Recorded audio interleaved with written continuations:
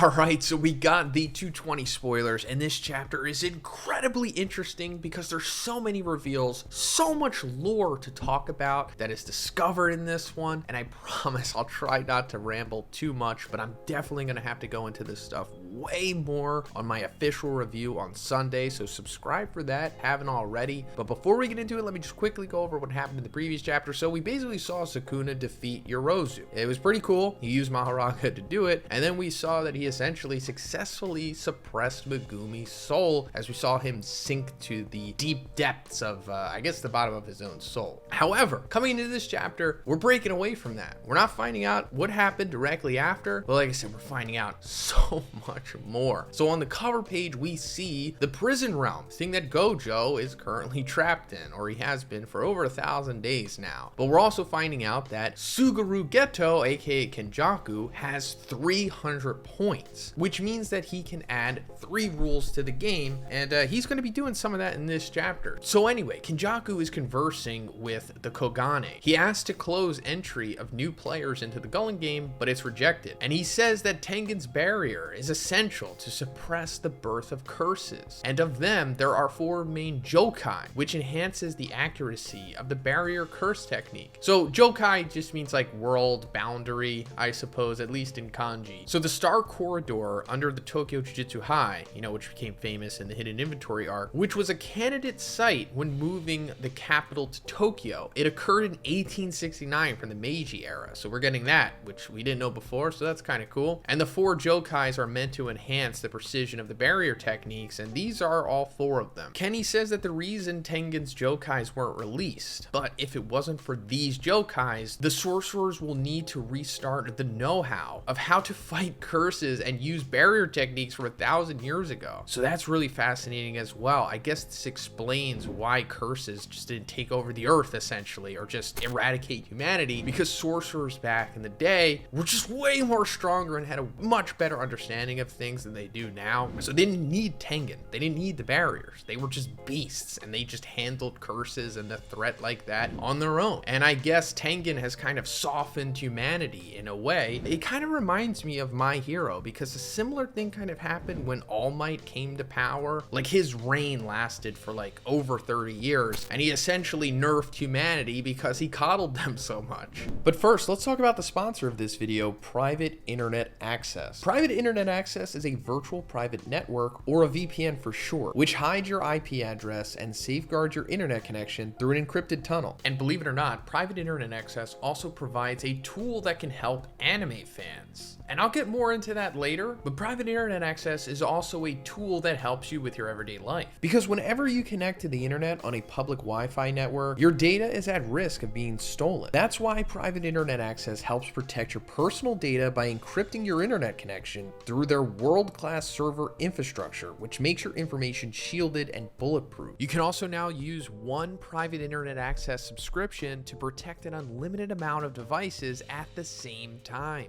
But that's not all, because Private Internet Access also allows you to access region-restricted content from all over the world. Guys, we all love anime on this channel, and streaming services are notorious for region blocking certain anime. But you don't have to worry about that anymore, because Private Internet Access helps you overcome these restrictions by giving you the option to change your IP address to one of their 84 countries to choose from, as well as all 50 US states, allowing you to gain access to websites and services that are only available in those locations. So now we can finally catch new episodes of the Big 3 Shonen series on Netflix, something that we were never able to do before. Guys, watching anime on streaming services without Private Internet Access is like paying for a season pass in a game, but only getting a fraction of the DLCs. So guys, you can get Private Internet Access by clicking my link in the description, and by doing that, you're also going to get an 83% discount on Private Internet Access. That's just $2.03 a month, and you'll also get 4 extra months completely free. Thanks, guys. Kenny says that the culling game is a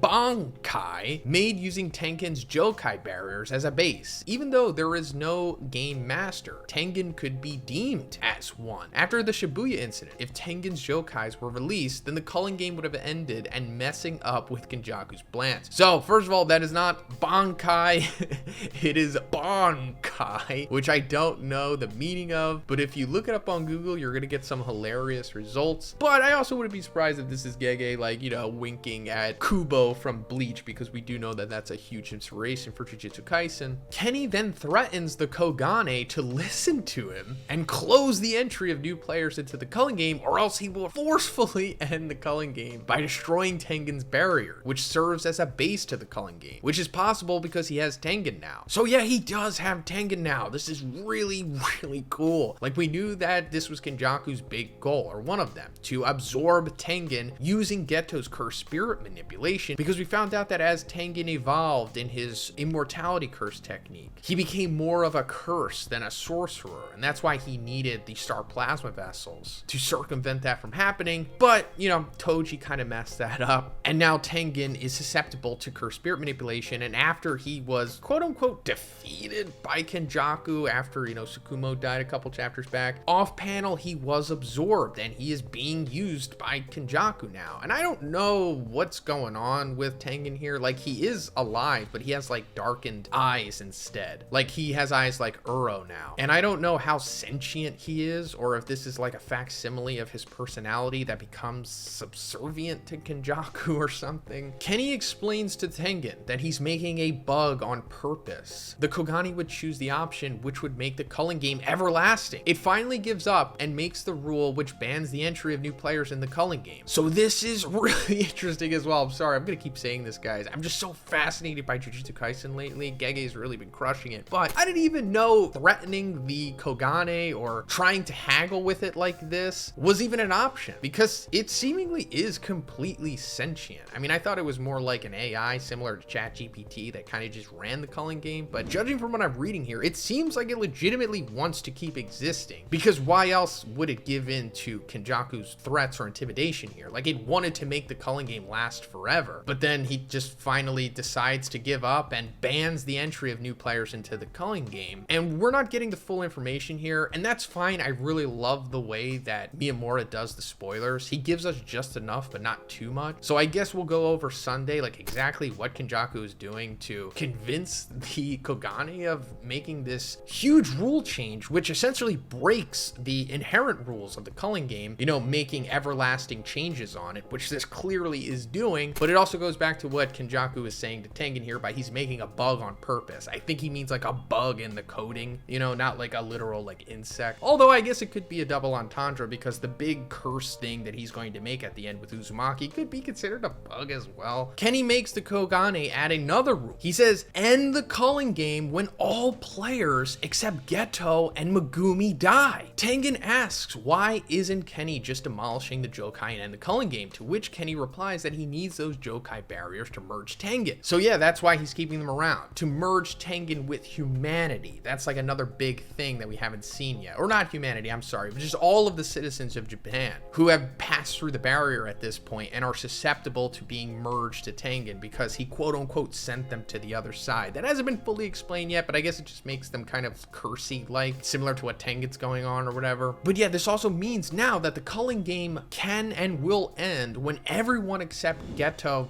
Kenjaku, and Megumi, Sukuna, dies, which even means that Urarame will die as well, which I wouldn't be surprised if she was signing up for, like, just sacrificing herself for the grade of Sukuna, because she seems to be ride or die for him, like hardcore cult member status. But this is what it was always leading to, and I wouldn't be surprised if this is the deal that Kenjaku made with Sukuna. He was like, hey, you know, let's just take over the world essentially. I'll get what I want with the big crazy Uzumaki curse, and then you can just be, you know, all powerful Sukuna, and we're gonna have to use the culling game to do it, and at the end of the day it'll just be us left, and we won't have to fight each other for supremacy. And then we see Kenjaku and Tengen walking towards the mummy of Sukuna, and this is super significant because it goes all the way back to the very first chapter. On its cover page we see the mummy of Sukuna. We just didn't know it was him at that time, and coincidentally enough, we actually just talked about this in my collab that came out, I think, like 2 weeks ago or 3 weeks ago. It was me, Mir, No Operator, and the Fake Weeb, and we were talking about the backstory of Sukuna, and we were like, hey, this is probably Sukuna's like mummy corpse on the cover of chapter 1, and it plays into the lore that Sukuna is based off of, or what Gege drew inspiration from. So check out that full video if you like more insight into that, because it could be showing us the other secrets of Sukuna as well, which haven't been confirmed yet, but now that this is confirmed, it might lead to other huge reveals. But I'll go more into this mummy later. So the scene switches, and now we see Yui talking with Maki. They discuss about Kenjaku and how he can end the culling game if he eliminates everyone except Sukuna. Maki says, in other words, they can end the culling game if they beat Kenny and Sukuna, to which Yui says, you say it with ease. So I guess what they mean is that they're going to have to incorporate their own counter rule, meaning that on top of the rule that Kenjaku incorporated, where if everyone dies besides Geto and Megumi, then the game ends, I guess Maki or whoever else implements this rule, in theory, could also make a rule that if Kenjaku and Sukuna die, then the culling game also ends. So it's like a race to see who can get the culling game to end via their rule implementation. Hana Kurusu is alive. Yuji's friend Amai saved her. She's being treated by Shoko, and Yuta arrives. He apologized for rushing in and says that Hana can't engage in battles anymore. So yeah, Hana is alive. The last time we saw her arm was like bitten off by Sukuna. And as we expected, she did survive this. And this goes back to what I was speculating about before. And I think Sukuna has Angel's Curse technique. And I know we haven't seen him use it yet, but I think that once Sukuna comes to full power and he's using Malevolent Shrine, Angel's Curse technique, extinguishing or whatever it's called, might be one of his abilities. And that could be how he defeats Gojo. Like he just uses her ability to shut down Limitless. Also, Akotsu's here, so he might also get Angel's Curse technique as well, possibly. Yuta asks if Angel can switch vessels, but it replies it can't. Angel explains why many sorcerers, including herself, joined Kenny's plan was because no one knew how to become cursed objects after death, but Sukuna was different and somehow succeeded. So this is also fascinating. Finally, someone is talking about the plan that they agreed with Kenjaku. We hardly ever hear anyone talk about this, which is like odd to me, but I guess Gege is kind of just waiting. But clearly there was a point in time where all of the players in the culling game that are reincarnated have met and talked with Kenjaku and agreed to being a part of this. And the main motivation was that they didn't know how to become cursed objects, but somehow Sukuna was different and succeeded. And I guess it has to do with his mummified corpse that we saw back there. But also from what Kenjaku is saying about how he's going to bring that mummy to Sukuna as a souvenir, I guess it's not integral to their plan. I guess it was already used and it served its purpose. Like that was Sukuna's original body that we saw in the flashback of the previous chapter. We then switch to Amai reflecting on his wrongdoings. Yuji thanks Amai for saving Hana. Amai then asks now that Sukuna isn't inside Yuji, can he fight? And Yu replies that it doesn't matter because I never got help from Sukuna anyway. I mean, technically he got helped a few times in the first season, but we'll just forget about that for now. Yuji is in a very frustrated mind state at this point. Yuji says that Shoko informed him that he's like a cursed object now, which is dipped in cursed energy of Sukuna. Yuji further also says, I will eat anything to kill him. Yuji then joins Yuta, Maki, Choso, Hikari, Kashimo, Kirara, Momo, and Miwa. Ooh boy, we got the Avengers assembling here. We are missing a few major players, of course, like Higuruma. I cannot wait for him to come back and put Kenjaku on trial. But anyway, Choso hands over Yuji a book from Yuki. It's a study report Yuki made on the back of the prison realm. Shoko remembers when Gojo once said that he won't let anyone be alone. Shoko says, I was there. What did you mean by alone, stupid? There are many around. These great guys are waiting for you to return. Come back, Gojo. So that's the end of the chapter. And yeah, teasing that Gojo is going to come back for sure. We know that he is, but they just need to activate Angel's Curse technique on the back of the prison realm, which they currently have. But I don't know, maybe they're talking about it in this chapter. Not really sure, but wow, we are certainly setting up the end game here. Really excited for what's going to happen. Like I said, going to go way more into this stuff on Sunday. So let me know what you think about this for now. And if you liked the video, guys, please give it a like and please subscribe if you haven't already. Have a great day and I'll see you in the next one.